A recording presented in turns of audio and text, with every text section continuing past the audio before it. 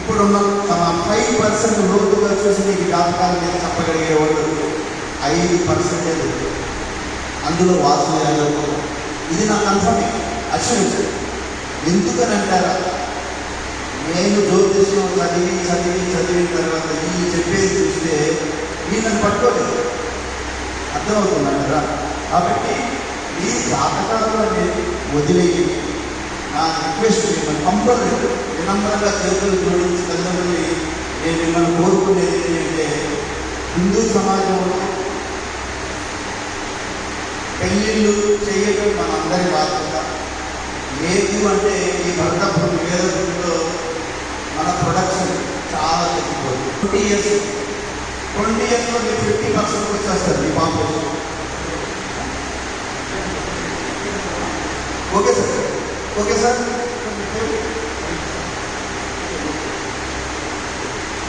సరే okay sir. మీకేమైనా questions ఉన్నాయా? ఏమైనా అడగాలి క్వశ్చన్ లేదా? తర్వాత మాట్లాడుకోవచ్చు. స్టార్ట్ చేసేయండి, ఇంట్రొడక్షన్ స్టార్ట్ చేసి ప్రోగ్రామ్ స్టార్ట్ చేసి లాస్ట్లో ఎవరికైనా డౌట్లు ఉంటే మళ్ళీ మాట్లాడాలి. సరే, అయితే మనం పరిచయం చేసేది కూడా మనకి పెద్దలు ఒక 2 నిమిషాలు మాట్లాడతారు.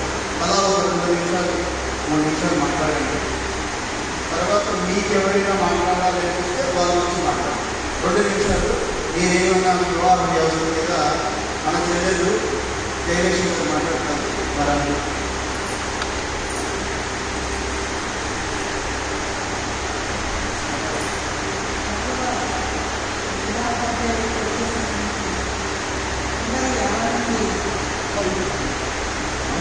మరి దగ్గర పెట్టుకోండి, మైక్ దగ్గర పెట్టుకోండి.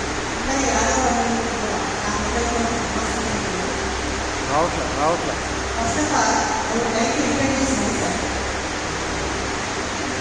నేను యాదవ సేవా సంఘం అనేటువంటి యాదవ సేవా సంఘానికి ఒక నేను తెలంగాణ రాష్ట్రానికి అధ్యక్షురాలుగా పనిచేస్తున్నాను.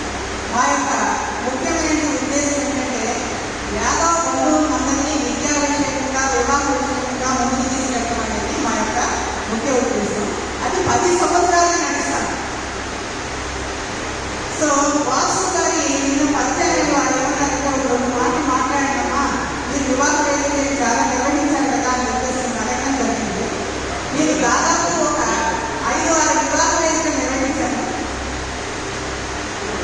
చాలా అనాలిసిస్ చేసిన తర్వాత నాకు అర్థమైన విషయం ఏంటంటే, మీ ఇక్కడికి వచ్చిన వాళ్ళందరూ కూడా చాలా పెద్ద వాళ్ళు, చాలా ఎక్స్పీరియన్స్, తర్వాత చాలా ఎడ్యుకేటెడ్ అండ్ చాలా మంచి పొజిషన్లో ఉన్నవాళ్ళు. మన జీవితంలో మనం ఎన్నో ప్రాజెక్ట్స్, ఎన్నో అసైన్మెంట్స్, ఎన్నో టాస్క్ నిర్వహించినప్పటికీ కూడా ప్రతి ఇంట్లో ఈ మ్యారేజ్ అనేది చాలా టఫ్ టాస్క్ అయింది. అవునా కాదు? చాలా టఫ్ టాస్క్ అయింది. ఆఫీస్లో నేను 10 ప్రాజెక్టులు చేయగలుగుతాను, కానీ ఇంటికి రాగానే ఈ ఒక్క అమ్మాయికో అబ్బాయికో పెళ్లి చేయడం అనేది నాకు చాలా కష్టతరంగా మారింది. కారణం ఏంటంటే, దేశ కాలమాన పరిస్థితుల్లో వివాహ వయస్సు మారింది. తల్లిదండ్రుల పెంపకాల్లో చేంజెస్ వచ్చినాయి. ఆడపిల్లల విషయంలో వారు చక్కటి చదువు సంస్కారంలో ముందుకెళ్తున్నారు. వివాహ వయస్సు అనేది మారింది. ప్రతి అబ్బాయి అమ్మాయి నాకు ఉద్యోగం వచ్చినట్టు నేను పెళ్లి చేసుకుంటాను అనే స్థాయికి ఎదిగారు.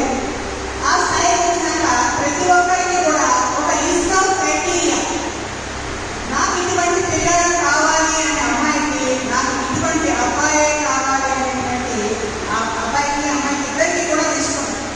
ఈ లిస్టు మ్యాచ్ అవ్వట్లేదు. ఎక్కడ మ్యాచ్ అవ్వట్లేదంటే, తల్లిదండ్రులు చూపించిన ఒక సంబంధానికి ఒక తండ్రి గారు ఉన్నారు, 30 సంబంధాలు చూపించారు అమ్మాయికి. కానీ ఆ 30 సంబంధాలతో మాట్లాడినట్టు ఆ బాబా ఏంటంటే, నాకు ఇది మ్యాచ్ అవ్వట్లేదంటే నాకు ఐడియాస్ కలవట్లేదు మా ఇద్దరికి అని చెప్పి చెప్పేస్తాను. ఒక అబ్బాయి 34 సంవత్సరాలు, ఇవన్నీ కూడా లైఫ్ ఎక్స్పీరియన్సెస్ మాత్రమే నేను మీకు చెప్తున్నాను, రిఫర్ చేస్తున్నాను. ఆ 34 ఏళ్ల అబ్బాయిని నేను కౌన్సిలింగ్ రికామ్ పెట్టి, బాబు ఎందుకు మ్యారేజ్ గురించి నువ్వు మాట్లాడలేదు నాన్న అంటే, ఆయన వెంటనే ఏమంటే, నీ ఇంకా మ్యారేజ్ గురించి ఆలోచించట్లేదండి, నీకే 34 ఇయర్స్ పేరెంట్స్ ఇద్దరు కూడా ఆతృతగా చూస్తున్నారు, ఇప్పుడే పెళ్లి చేసుకుంటాడు, మంచి ఉద్యోగం ఉంది, ఆస్తిపాస్తులు ఉన్నాయి, మంచి ఇల్లు ఉంది, వారి గురించి తల్లిదండ్రులు ఉన్నారు, కానీ వివాహం చేసుకోవాలనే ఆలోచన లేదు. కారణాలు అది ఏంటో తెలియదు, కానీ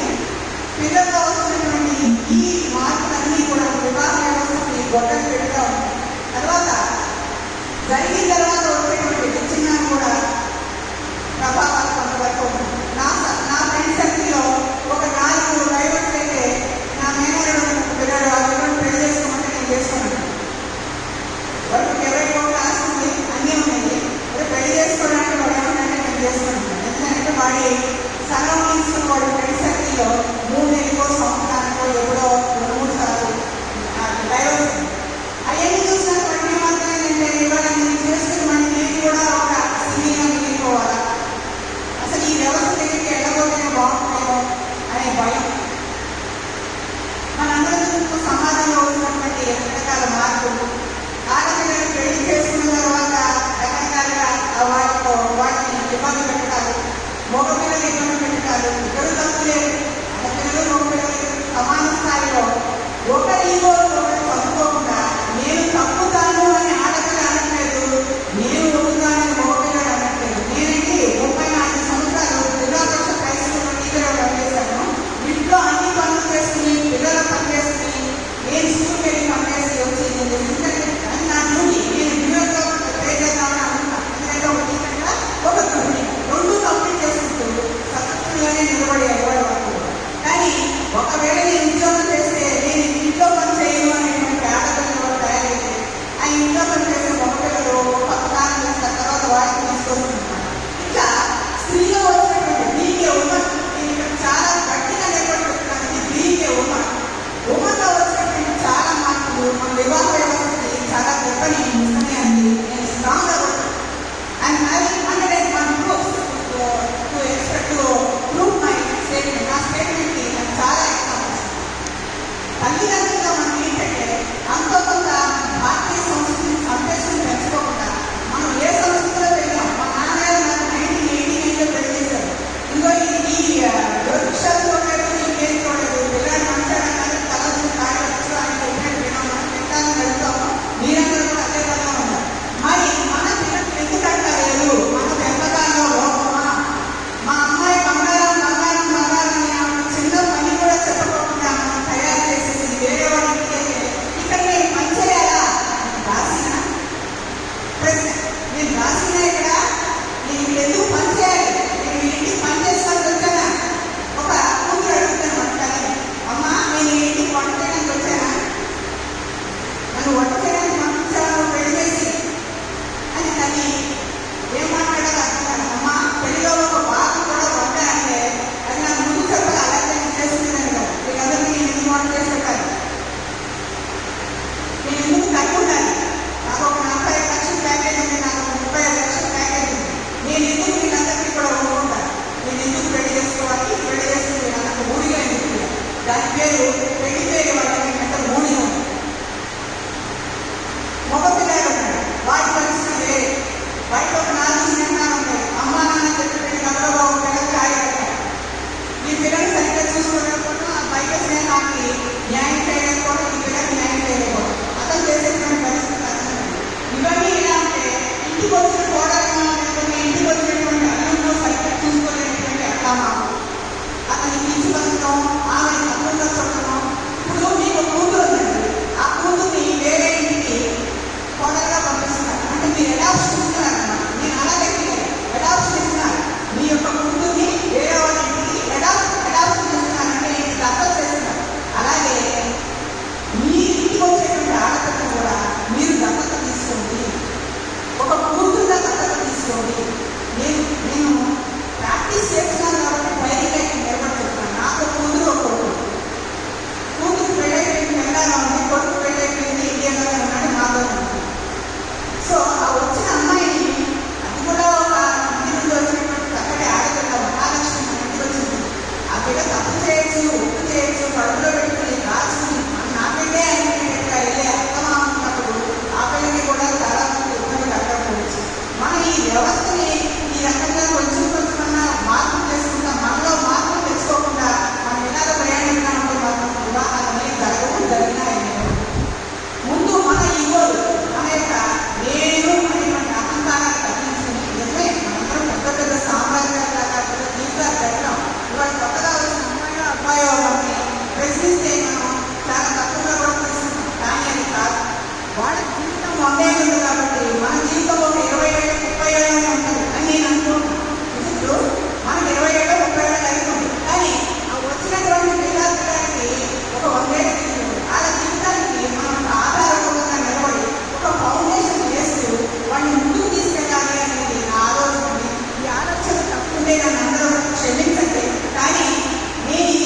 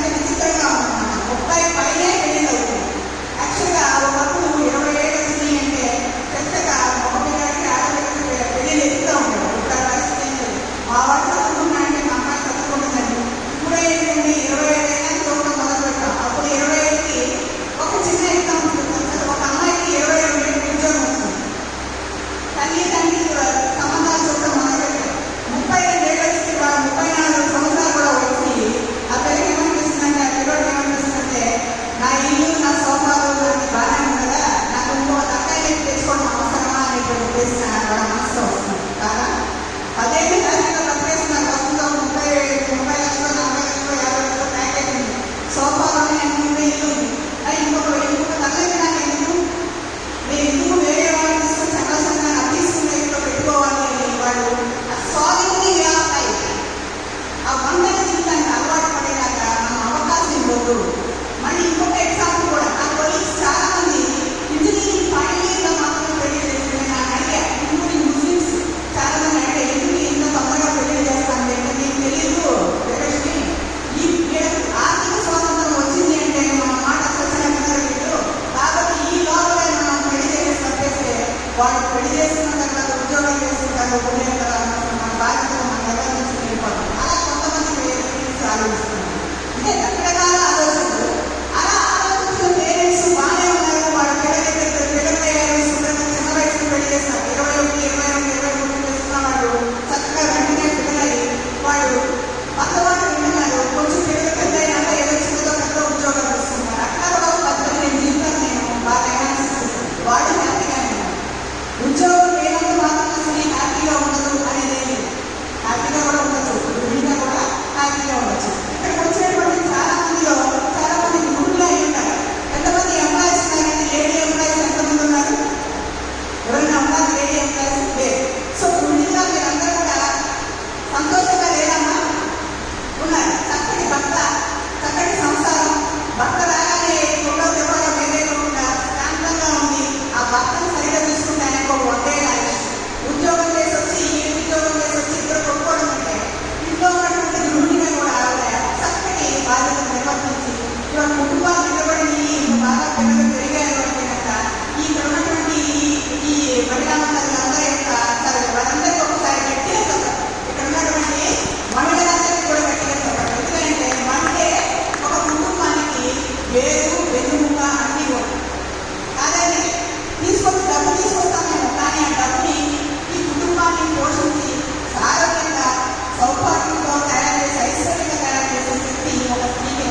కాబట్టి మీ అంత శక్తివంతులుగా మీ ఆడపిల్లని కూడా తయారు చేయండి. మీ ఇంట్లో అబ్బాయిని కూడా అంతే సంస్కారంగా కూడా తయారు చేసి వాళ్ళకి చక్కటి వయసులో పెళ్లి చేయండి అమ్మా. దయచేసి వయసుని ఏర్పకుండా పెళ్లి చేయండి.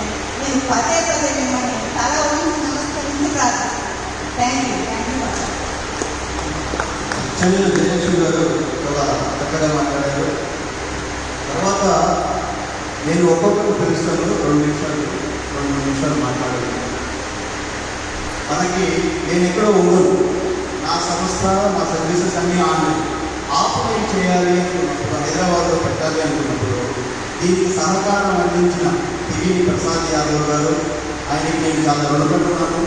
మన ఏఆర్ఎస్ఐ గారు ఆయనతో నేను మాట్లాడి, సార్ మనము ఒక దైవ సన్నిధిలో పాజిటివ్ ఎనర్జీ తోటి ఈ సభ పెడదాము అన్నప్పుడు మన సోదరు గారు ఈ కమిటీతో మాట్లాడి ఇక్కడ ఆర్గనైజ్ చేసిన ఆయనకి మన కృతజ్ఞతలు చెప్తూ ఒక 2 నిమిషాలు వాళ్ళ అమూల్యమైన మాటలు మీతో షేర్ చేస్తారు. మన వాసు వచ్చిన ఒక్కరికి నా హృదయపూర్వక ధన్యవాదాలు. నా పేరు ప్రసాద్ యాదవ్, ప్రాపర్ కడప డిస్ట్రిక్ట్ గుంటూరు. నేను ముంబైలో వచ్చి హైదరాబాద్ సెటిల్ అయ్యాను. నేను పోలీస్ డిపార్ట్మెంట్లో వచ్చేసి సార్ ఈ మధ్య నాకు ప్రపోజల్స్ మా పాపకు మా బాబుకు చూస్తున్నాను. ఈ ప్రపోజల్లో సార్ నాకు మీటప్ అయ్యింది. సార్తో డిస్కస్ చేస్తూ ఉంటుంది. చాలా ఏం చేస్తుంది, అంతా ఆన్లైన్ ప్రోగ్రామ్ చేస్తుంది. సార్ ఇలా చేయడంతో ఆఫ్లైన్ చేస్తాను సార్ అంటే, సరే 2 సార్లు వీడియో అలా ఆన్లైన్ చేస్తామని చెప్పేసి నేను ఫస్ట్ వాళ్ళతో మాట్లాడి చేయడం చేశాను. ఇంతేకాదు సార్, ఈ పిల్లలకు మనము ఈరోజు కార్పొరేట్ స్థాయిలో వచ్చినాము. మన పిల్లలకు మనము మ్యారేజ్ చూసుకోవాలంటే ఊరికి సమస్య లేదు. ఊళ్ళో అంటే బంధువులు అక్కడ ఉంటున్నాం, ఏదో మ్యారేజ్ ఉంటున్నాం, కలుస్తున్నాం, చేసుకుంటున్నాం, అయిపోతున్నాం. ఇప్పుడు హైదరాబాద్ సిటీకి వచ్చినాం, బంధుత్వం అయిపోయింది. వాళ్ళు ఇక్కడ ఉద్యోగాలు సమయానికి ఊరికి పోలేదు, అక్కడ చూసుకోలేదు. పరిస్థితి ఈరోజు ఇక్కడ సభపానికి వచ్చింది. పాపకు పెళ్లి చేయాలంటే సభ వేసుకోవాల్సిన పరిస్థితి వచ్చినప్పుడు దాని ఎందుకు వచ్చిందంటే నాకు అందరికీ తెలుసు. నా పాప ఇంటర్మీడియట్ అయిపోయారు 18 సంవత్సరాలు, డిగ్రీ అయిపోయారు 21, ఇంకా పీజీ అంటారు. ఆ పీజీ అయిన తర్వాత 25 అయిపోతుంది. 25 పెళ్లి చేద్దామంటే డాడీకి జాబ్ చేస్తాను. జాబ్ సర్టిఫికేట్ 1 ఇయర్ పోతుంది. జాబ్ చేసేందుకు మళ్ళీ 1 ఇయర్ అయిపోయింది. ఇప్పటికి వచ్చేసి 27కి వచ్చేసి ఈ లోపల మనం జాబ్ చేస్తుంటే నేను చదువుతుంది. ఎందుకు అవుతామంటే సార్ అందరికీ ఆన్లైన్లో పెట్టుకుంటున్నాను. ఇప్పుడు సార్ బార్డర్లో యుద్ధం చేసి ఆర్మీలో ఉండి ఇప్పుడు బార్డర్లో యుద్ధం చేయాలంటే తుపాకీ అవసరం. ఆ ట్రైనింగ్ చేసేప్పుడు తుపాకీ పట్టుకుంటూ బార్డర్లో దేశాన్ని రక్షించింది. సార్ ఎక్కడైతే జనసంఘంలోకి వచ్చింది. ఇక్కడికి వచ్చినాక వచ్చేసి బార్డర్ కంటే చాలా అయిపోయింది అని చెప్పేసి మనకు అవగాహన వచ్చింది. ఈ మ్యారేజ్ లేట్ అయిపోతున్నాయి వేసుకుంటలేదు. మరి ఎప్పుడు పిల్లలు ఉండాలి, వాళ్ళు ఎప్పుడు మనం హిందూ మతం నింపుకోవాలని చూస్తే ఇక్కడ అక్కడైతే ఉగ్రవాదం ఎక్కువ అయిపోయింది. ఇప్పుడు ఏం చేయాలి సార్ అంటే ఈ వాస్తు జ్ఞాపకాలు పిచ్చడం ఎన్నికైపోతుంది. ఇప్పుడు సార్ 6 సంవత్సరాలు ట్రైనింగ్ చేసి మళ్ళీ ఎక్కడికి వచ్చి ఇక్కడ వాస్తు ట్రైనింగ్ చేయాలి వచ్చింది సార్. పెట్టుకోండి ఆ వాస్తు ప్రకారం అందరికీ అవగాహన చేస్తారు. చెప్పేసి సార్ ఇప్పుడు ట్రైనింగ్ చేయడం ఏం లేదు సార్. వాస్తు దానికి ప్రభుత్వం ఇది కాదు. ఇప్పుడు ఎవరితో వచ్చేది పంతులేని పోదు. ఆ పంతులు మానవకరం రాక్షసంగా కూరతారు. అందరూ నెట్వర్క్ చేసి లాస్ట్ నుంచి లోపల పంతులు మాట చెప్తే క్లోజ్ అయిపోతుంది. ఇంకా మనం డిపెండ్ కాపం చేసుకున్న లేట్ అయిపోతుంది. జరిగిన 20 సంవత్సరాలు చూస్తున్నాం. మళ్ళీ ఈ జాతకాలకు వచ్చాక 30 సంవత్సరాలు ఇంకా బాగా ఏంటంటే సార్ ఈ జాతకాలు వాస్తవం నమ్మండి. నమ్మి ఎంతవరకు కలగకపోతే ఆలోచించుకొని ముందు పోతారని చెప్పేసి అనుకుంటున్నాను సార్. నేను నా పాపకు బాబు చూస్తున్నాను. నా కూతురు హోమియోపతి డాక్టర్ చేసింది 96 డేట్ ఆఫ్ బర్త్ సార్. నా మమ్మల్ని పడుకుంటున్నాడు. అలాగే 96 అప్లై చేస్తున్నాడు. దీనికి సంబంధించి ఏంటంటే డాక్టర్ కంటే అవకాశం అవకాశం ఇచ్చింది. యాదవ్ గారు వాళ్ళ నిర్వహణ మనకి అందించారు. ఇప్పుడు నెక్స్ట్ మన ప్రొఫెసర్ స్కూల్ వ్యవస్థాపకులు మన హరికృష్ణ యాదవ్ గారు మాట్లాడతారు. తర్వాత రామ్జీ యాదవ్ గారు ఎంపీ మాట్లాడి కొత్తగా రంగస్వామి గారికి వాళ్ళపై పిలుస్తూ ఉంటారు.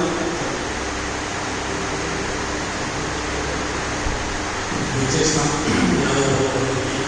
నమస్కరిస్తూ అవకాశాన్ని మోసపడి ధన్యవాదాలు చెప్తూ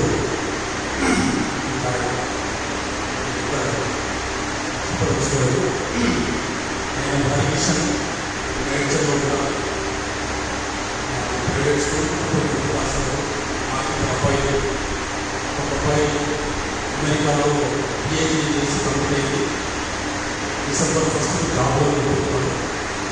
రెండో అబ్బాయి ఇండియన్ ఎయిర్ ఫోర్స్లో పైలట్ ఆఫీసర్గా అపాయింట్ అయ్యి స్టార్టింగ్ పెట్టగా ఇప్పుడు ఆంధ్రాలో ఉద్యోగం చేస్తున్నాడు. పెద్ద అబ్బాయి వాళ్ళు సంబంధాలు చేస్తారు. ఇక్కడ ఒక సమస్య ఇక్కడ 2-3 విషయాలు ఏంటంటే పిల్లల కోసం అందరూ ఆలోచన భయపడుతూనే ఉన్నారు. పిల్లలు 20-22 సంవత్సరాలు వచ్చే వరకు పిల్లలు చదువుకుంటున్నారు, బాగా ఉన్నారు, పిల్లలు బాగా చదువుతున్నారు అని చెప్పేసి తెలుసు. పక్క వాళ్ళు అమ్మాయికి పెళ్లి చేయవా, అబ్బాయికి పెళ్లి చేయవా అప్పటి నుంచి స్టార్ట్ అయింది. మరి అమ్మాయి పెళ్లికి వచ్చింది, ఇక చూడాలి కదా, ఎలా చేయాలి, ఎక్కడ చూడాలి అని చెప్పేసి. ఒకప్పుడు మనకుంటే